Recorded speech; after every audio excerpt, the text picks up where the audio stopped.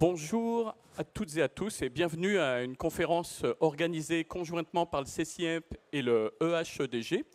Et cet après-midi, on va vous parler de tendances industrielles sur deux sujets particuliers.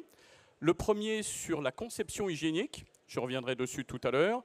Et le deuxième point sera sur l'impact de l'industrie 4.0 dans nos industries. Alors première information déjà, voilà. La question qu'on se pose, c'est récemment, et on est au salon du CFIA, l'agroalimentaire a dû faire face à de nombreux rappels de produits. Et la question, c'est quelle solution peut-on envisager? Et est-ce que la conception hygiénique ne devient-elle pas une obligation ou ne devient-elle pas indispensable? Le deuxième point, l'industrie 4.0, on en parle de partout. Est-ce qu'elle est bien ancrée dans les processus industriels?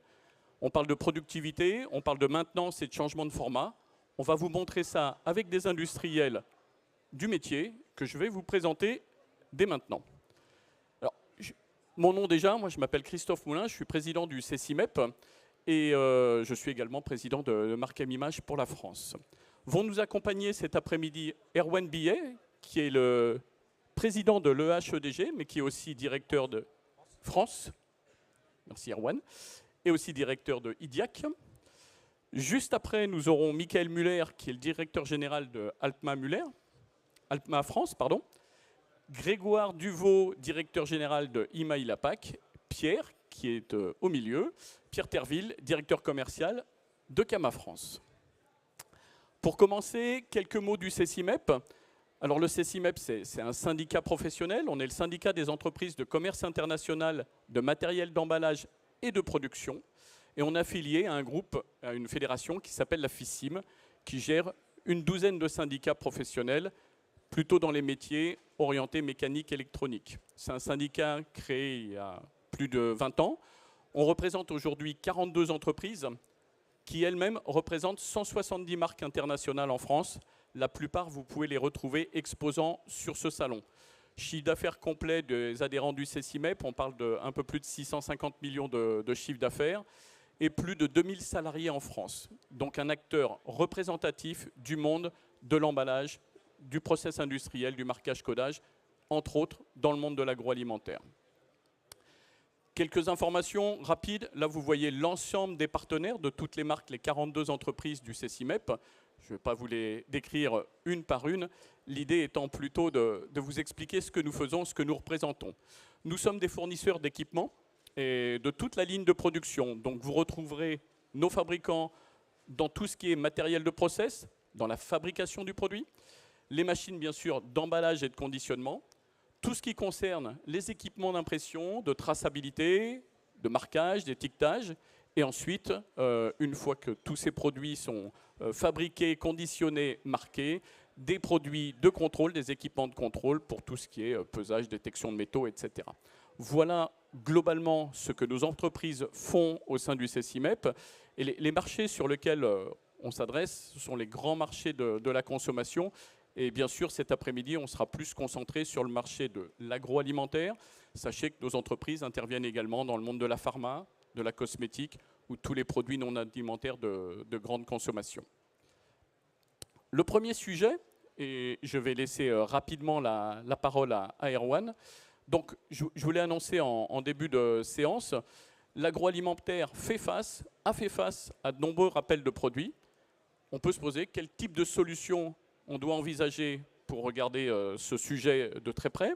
Et la conception hygiénique des machines, est-ce qu'elle ne devient pas indispensable? Pour cela, je vais laisser la parole à Erwan, Grégoire et Pierre qui vont enchaîner petit à petit sur le sujet.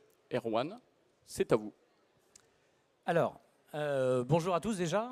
C'est vrai que la conception hygiénique, on a eu et on a malheureusement et on va avoir, j'espère qu'il n'y en aura pas beaucoup, mais on a des crises sanitaires un peu partout et qui sont liées à plein de facteurs. Mais c'est vrai que la conception hygiénique, c'est un élément primordial pour améliorer la nettoyabilité, donc éviter effectivement les problèmes de contamination.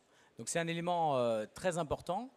Il faut savoir que le HEDG, j'ai la chance d'être le président de la section régionale française, mais c'est une fondation européenne voire internationale maintenant, qui est située en Hollande et qui est à l'origine, je dirais, de la maîtrise de la conception hygiénique et de tous les travaux qui sont sur la conception hygiénique depuis 1989.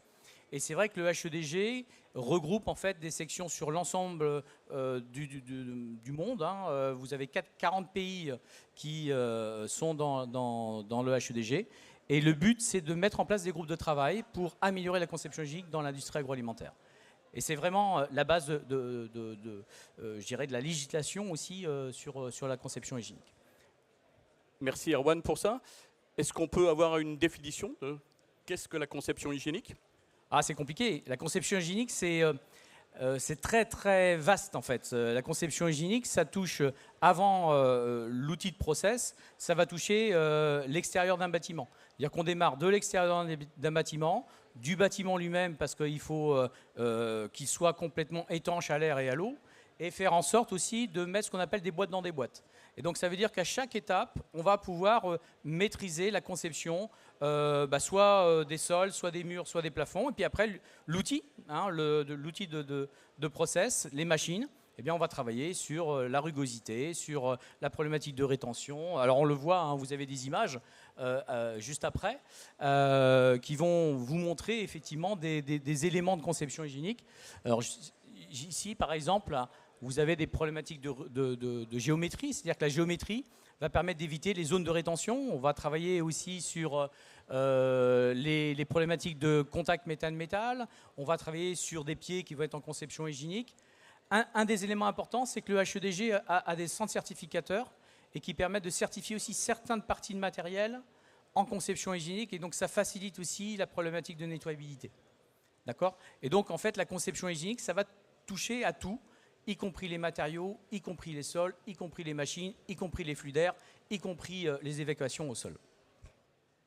Quelques règles de conception hygiénique qui sont derrière nous. Vous venez de les aborder en partie. Oui, alors il y a une règle qui est intéressante, vous le voyez juste à gauche, c'est que vous avez par exemple la problématique dans une tuyauterie, vous avez les réductions de section, et souvent on a des problématiques parce que les réductions de section se font des deux côtés, en haut et en bas. Or, ça vous amène en fait des zones de rétention. Donc on va travailler sur des réductions de section qui sont plutôt en haut, hein, en haut de la tuyauterie, ce qui évite justement les zones de rétention. Et puis un des points importants, c'est les soudures. Les soudures, c'est un élément primordial dans la conception, dans le bâti de machine, et on travaille beaucoup sur des soudures continues et non discontinues. Il faut savoir qu'une bactérie, c'est la taille d'un micron, et c'est-à-dire que dans un interstice de soudure, on peut avoir des millions de bactéries qui vont se mettre, y compris de la listeria, et ça va nous poser des problématiques.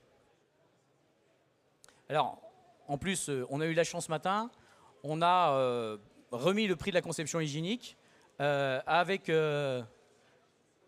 du matériel, vous êtes un peu vite là. Donc on a remis le prix de la conception hygiénique, effectivement, aussi avec des fabricants de matériel de conditionnement, et c'est grâce à la conception hygiénique aussi qu'on peut améliorer la nettoyabilité. J'espère que je n'ai pas un problème technique. Le slide suivant est blanc. Ah, c'est une vidéo. Alors, je vais me tourner vers Grégoire et j'espère qu'elle va démarrer. Elle démarre. Donc Grégoire Duvaux, Imaï Lapac. Ici, vous avez un exemple donc, de la machine qui a gagné ce matin le prix de la conception hygiénique. Elle passe dans une salle que l'on appelle la washroom, qui permet de simuler les conditions de nettoyage de nos clients en conditions réelles avec leurs propres produits. Donc, cette machine a été conçue avec des zones inclinées, que ce soit du toit, du bâti, les poignées, zone de contamination évidemment, moteur minimum IP66 voire IP69K, tout en inox, au minimum de l'aluminium anodisé. Donc vraiment une machine qui est propre à être nettoyée directement à la lance ou à la mousse avec séchage derrière, y compris sur les zones qui permettent le scellage du Flopac, puisqu'ici on parle d'ensachage vertical. On continue sur la construction hygiénique. Et donc là, je vais laisser la parole à Pierre Terville. Oui, côté CAMA, nous avons travaillé depuis 10 ans sur la conception hygiénique dans l'emballage secondaire et tertiaire. On a considéré que même si on ne voit pas beaucoup de produits nus, on voit des produits qui arrivent chez nous qui peuvent être abîmés, qui peuvent être fuyants, etc. Donc on a travaillé beaucoup sur l'architecture de nos machines en proposant d'abord des machines très visibles, très accessibles. C'est très important, c'est un point clé pour pouvoir nettoyer facilement l'ergonomie, l'accessibilité pour les opérateurs au niveau des machines. On a travaillé également le fait de ne plus avoir de tubes soudés, fermés, mais qui reçoivent malgré tout des souillures. Donc ce sont des structures ouvertes. On a profité de ces structures ouvertes pour les renforcer avec des goussets. Ces goussets reçoivent et séparent les câbles, les énergies. Les armoires sont intégrées, les armoires sont IP65 et donc sont machines qui sont construites inox. On a des pieds 3A, on a des bandes qui sont montées en porte-à-faux, en cantilever comme on dit en anglais. Donc on a offert une architecture qui permet effectivement de nettoyer plus facilement les machines. Donc là, à travers cette vidéo, vous voyez un peu la démarche que nous avons voulu opérer.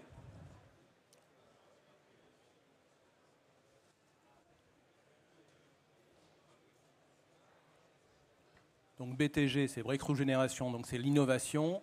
Pas de surface horizontale, pas de rétention, pas de corps creux. C'est les 3 bases fondamentales du système.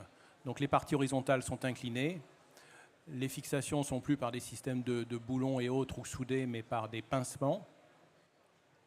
Pas de corps creux avec des entrées de câbles, donc des sections ouvertes. L'ergonomie est encore une fois essentielle pour les opérateurs et les opératrices pour tout ce qui est nettoyabilité. Les armoires électriques sont accessibles au sol.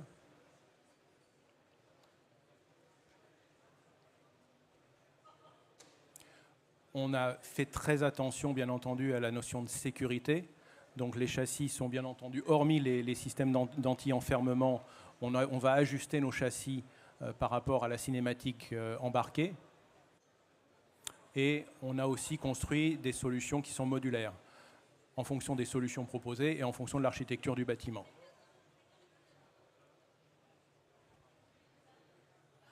Changement de format, quand on parle de nettoyage, on doit démonter certaines pièces.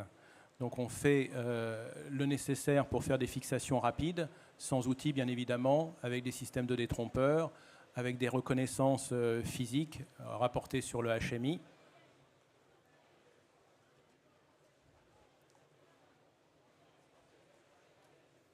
Voilà. Je crois que sur la partie conception hygiénique, on a fait le tour.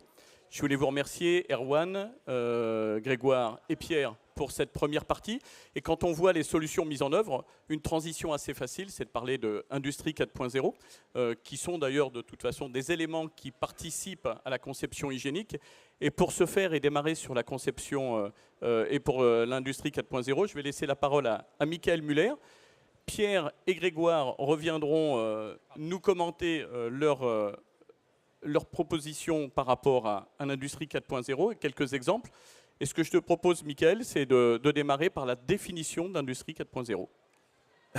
La définition 4.0. Peut-être faire une petite revue par rapport à ce que c'est, les différentes révolutions industrielles qu'on a vécues jusqu'à maintenant. Donc, dans l'Industrie 1.0, imaginez-vous, les gens, ils travaillent encore avec les mains et tout ça, et la vapeur qui arrive, donc on peut renforcer le travail de tous les jours. Donc, c'est l'arrivée de charbon et vapeur, première arrivée de l'Industrie 1.0 en 1769 avec Watt derrière. Ensuite, l'Industrie 2.0, l'arrivée de l'électricité qui fait qu'on peut produire maintenant en masse.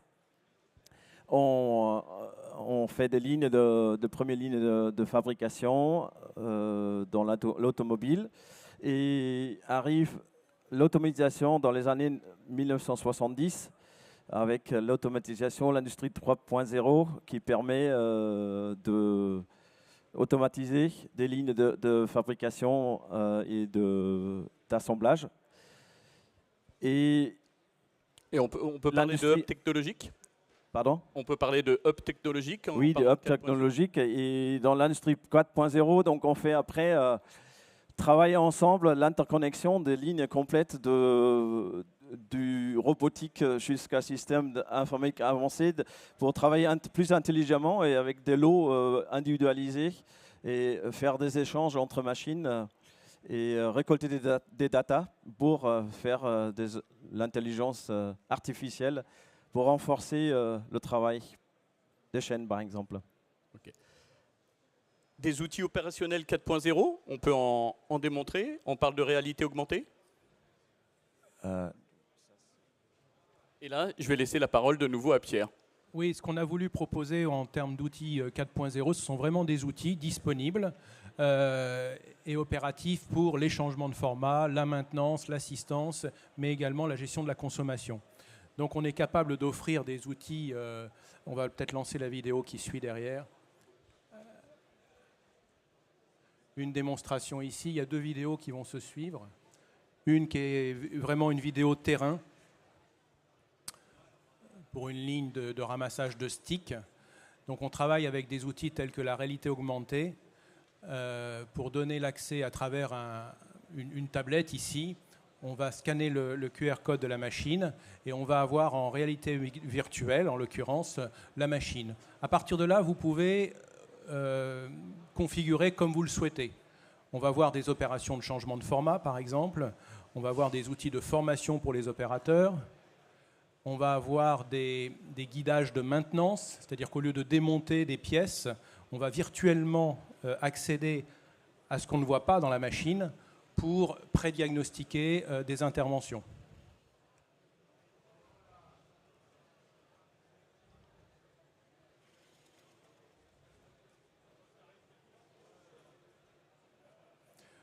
On encapsule bien entendu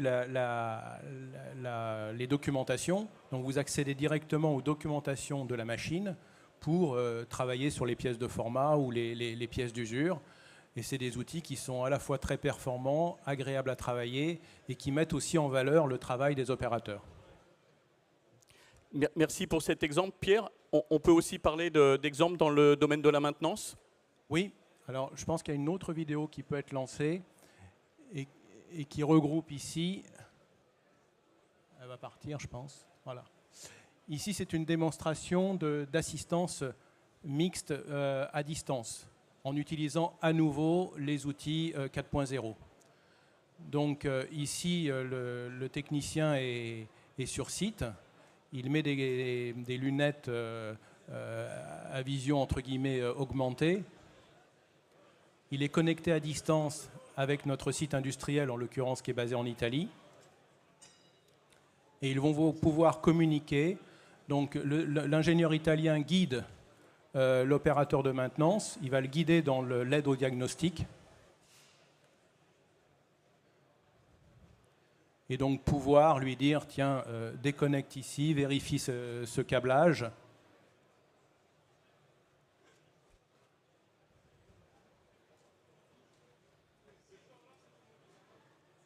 Et bien entendu, ça marche tout le temps.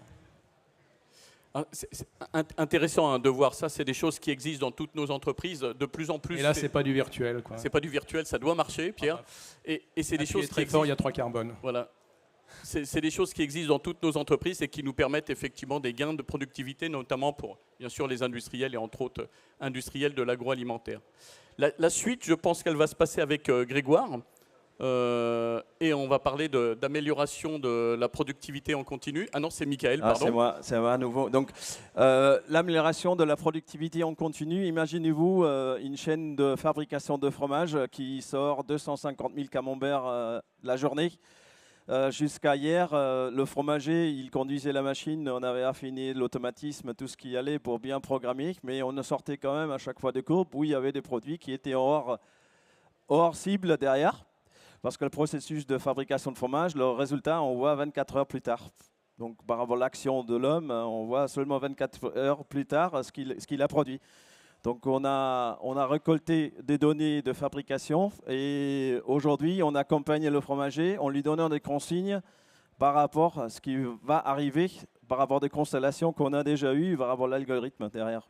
Donc ce qui peut améliorer la productivité de 1 à 3%, c'est énorme par rapport à ce qui est connu jusqu'à maintenant. Donc c'est une application de 4.0 par exemple, vous aider.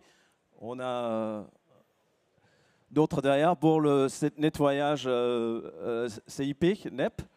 Donc là-dessus, on mesure les températures, toutes les données, ce qu'il faut derrière. Et là aussi, avec des capteurs qu'on peut rajouter, on donne des consignes pour la conduite de la ligne et qui affiche en même temps, si tu fais le prochain le rinçage intermédiaire, on peut l'améliorer. On n'intervient pas en automatisme dessus, c'est l'opérateur qui doit faire l'action. En même temps, il apprend et on lui donne les consignes et lui, c'est lui qui change. Donc on gagne de l'eau, d'électricité et on améliore l'hygiène des installations complètes. C'est un autre exemple vraiment intéressant de ce que peut apporter l'industrie 4.0 dans nos process. Cette fois-ci, je vais laisser la parole à Grégoire et on va démarrer, j'imagine, avec une vidéo. Ici, on vous montre un exemple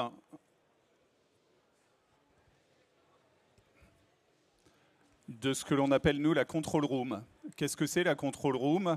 Ça permet sur une seule pièce, donc en Italie, encore une fois, d'avoir accès à distance à l'ensemble des machines connectées du parc. Pierre a parlé de changements de format qui sont rendus, qui sont facilités grâce aux objets connectés. On a parlé également de faciliter la maintenance, qui s'améliore grâce à la réalité augmentée. Merci. Je vais avoir besoin d'un support de réalité augmentée pour le PC, hein, parce qu'on a un petit problème. La vidéo, elle tourne sur le PC, mais pas sur l'écran. D'accord. Et puis le troisième point, c'est qu'en ayant accès à l'ensemble de nos machines à distance, évidemment, on peut procurer des rapports en automatisé auprès de nos clients et donc optimiser le TRS petit à petit. Donc peut-être allez-vous voir la vidéo, c'est une salle assez importante où il y a plus de 1000 machines connectées dans le monde.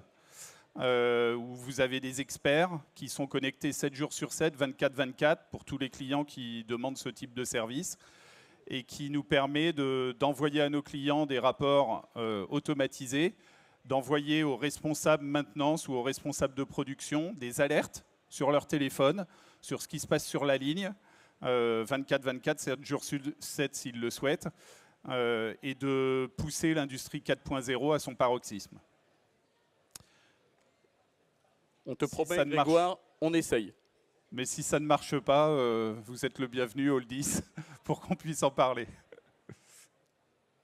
Je pense que c'est une question de double écran, mais c'est pas grave. Ça va être beaucoup mieux en présentiel sur le stand, je pense. Pour conclure, Grégoire, parce qu'on a eu des informations intéressantes, malheureusement il y a une vidéo qui manque, mais on ne manquera pas de passer sur ton stand pour regarder ça. Une conclusion sur cette vision globale Industrie 4.0 ? Alors, au syndicat du CCIMEP, on réunit donc l'ensemble des fabricants, on va dire, de machines, de conditionnement, voire de process, notamment une bonne partie des sociétés étrangères. Donc sur la partie conception hygiénique, vous avez pu voir des exemples à la fois en emballage primaire et en emballage secondaire où ça nous permet de réduire pour nos clients le risque de contamination, donc le risque d'image. On l'a vu l'année dernière chez certains industriels de l'agroalimentaire. Donc on a travaillé grâce aux recommandations de l'EHEDG sur la conception hygiénique des machines pour arriver à un niveau de nettoyabilité qui soit optimisé et qui permette à nos clients à l'avenir de réduire leur risque, donc leur risque d'image.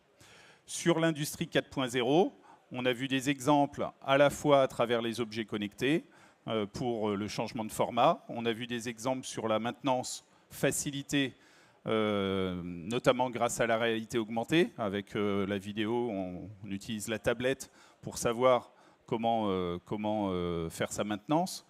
Et puis, le dernier point, c'est... on a parlé également d'optimisation de TRS.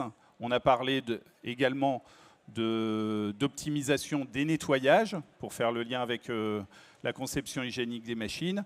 Et le dernier point, et le point qui est d'actualité en 2023, c'est la réduction des énergies, où là, évidemment, l'industrie 4.0 va nous aider progressivement, comme le demande la norme qui va nous driver dans les prochaines années, de réduire la consommation des machines sur l'ensemble du process et de l'emballage dans le domaine agroalimentaire. Alors, merci pour ce résumé, Grégoire. Je crois que Pierre a peut-être quelque chose à rajouter, notamment sur la partie consommation. Oui, consommation, ou plus généralement, j'ajouterais le fameux rapport au travail, les problèmes de recrutement, les problèmes de valorisation de nos métiers. Quand on met des outils à disposition des entreprises comme ça valorise également les opérateurs, ça valorise les personnes qui travaillent sur nos machines, ça fait des retours d'investissement très plus profitables, je dirais. Donc c'est important, c'est essentiel également côté humain, je dirais. Merci pour ces conclusions, messieurs. Je pense que tout le monde aura compris qu'il y a deux impacts importants et je sens qu'Erwan veut rajouter quelque chose. Erwan, la parole alors. Ouais, je suis désolé, je parle pas beaucoup, c'est pour ça. Un point aussi important, c'est que la conception hygiénique, c'est complètement lié avec le 4.0. C'est-à-dire qu'il faut déjà que votre matériel soit bien conçu pour être nettoyable. Et le 4.0 facilite après l'analyse des données et les actions de nettoyage. Autre point important, on a des certifications IFS-BRC dans l'industrie agroalimentaire. Et je le rappelle que les versions V9 de la BRC, V7 et V8 bientôt pour l'IFS, intègrent de plus en plus la conception hygiénique. Et donc c'est quelque chose qui devient, je dirais, une obligation pratiquement par rapport aux équipements. Et c'est important de bien lier les deux. Je pense que l'évolution de nos métiers, ça passe à la fois par une meilleure maîtrise de notre matériel et puis l'évolution technologique du 4.0. Ça, c'est un point très important. Je pense que ça sera les mots de la conclusion. Merci Erwan. Merci Michael, Grégoire, Pierre et Erwan de nous avoir accompagnés sur ces deux sujets. Je vous encourage pour la vidéo d'aller regarder ça chez Grégoire en direct. Merci à toutes et à tous. Merci. Merci.